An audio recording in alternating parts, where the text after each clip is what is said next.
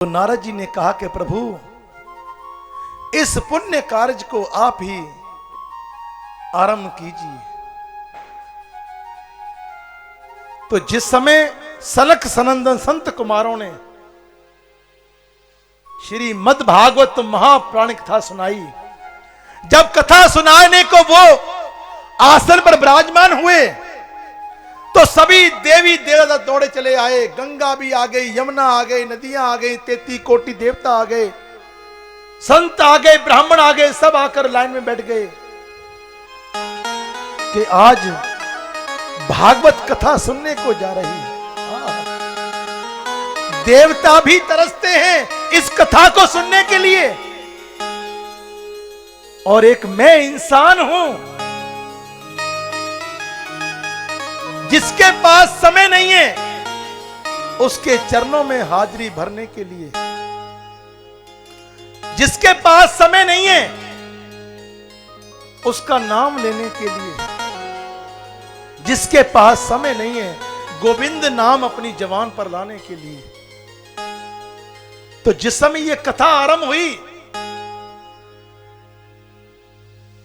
एक दिन की कथा हुई, 2 दिन की कथा हुई, 3 दिन की कथा हुई, जब 6 दिन बीत गए, जब 7वें दिन भागवत महाप्राण कथा समाप्ति पर आई तो स्वयं भगवान विष्णु प्रकट हुए और भक्ति का उद्धार किया। उस कथा को सुनते ही उनके पुत्र भी जवान हो गए, भक्ति का उद्धार हो गया।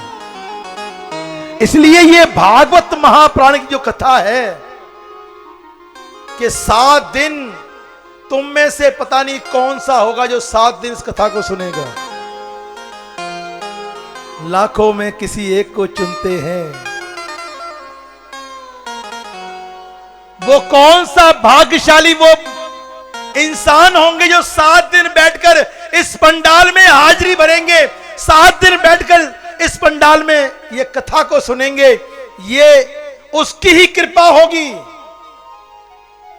और यहां से ये जरूर प्रण करके जाना, आरती के बाद ये मांग कर जाना कि प्रभु मुझे ये कथा सुनने की शक्ति देना, कहीं मुझे कोई बीच में काम ना पड़ जाए, ऐसा ना कर देना।